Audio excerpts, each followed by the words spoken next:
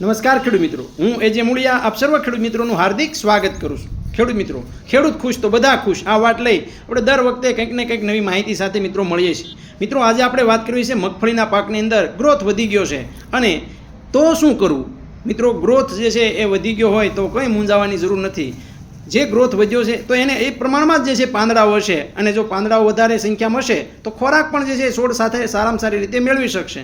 ખેડૂત મિત્રો, આપણે જે છે પાયાની અંદર ખૂબ મોટા પ્રમાણમાં એ ખાતરો, રાસાયણિક ખાતરો અને દેશી ખાતરો આપ્યા છે તો છોડ જે છે એ ઉપાડવાનો જ છે, પણ સાથે સાથે પાન દ્વારા પણ જે છે મિત્રો ખોરાક મળે તો આપણે એમાં સારામાં સારું ઉત્પાદન મિત્રો મેળવી શકીએ. વૃદ્ધિ અવરોધકો દવાનો છંટકાવ કરવાની જરૂર નથી. મિત્રો, પાન જે છે પાન દ્વારા સીધો ખોરાક મળે અને એના માટે જે છે સીધો જે છે એ છોડ જે છે એનો ઉપયોગ કરે તો છોડની અંદર વધારે પ્રમાણમાં સૂયા બેસાડી શકશું.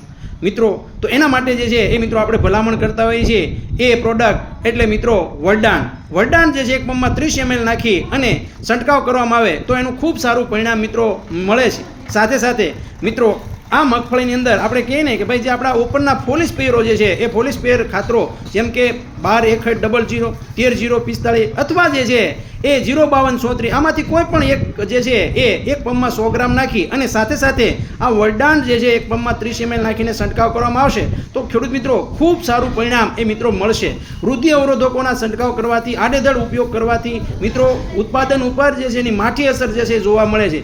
આ માઠી અસરમાંથી બચવું હોય તો મિત્રો આનો તમે ઉપયોગ કરો. માત્ર 30 રૂપિયાનો ખર્ચો થશે અને ઓછા ખર્ચની અંદર વધારે ઉત્પાદન એ મિત્રો આપણે મેળવી શકશું. ખેડૂત મિત્રો, આ જે છે આ પદ્ધતિ જે છે એક આપણા દરેક ખેડૂત મિત્રો જે છે એ અપનાવી રહ્યા છે અને ખૂબ સારા પરિણામો એ મિત્રો મળી રહ્યા છે. એક વીઘે જે છે માત્ર જે છે 90 રૂપિયાનો ખર્ચો થાય છે અને 90 રૂપિયાની અંદર મિત્રો આપણે લાંબો રિઝલ્ટ મેળવી શકીએ. વધારાની માહિતી માટેનો હેલ્પલાઇન નંબર છે એ તમે નોંધી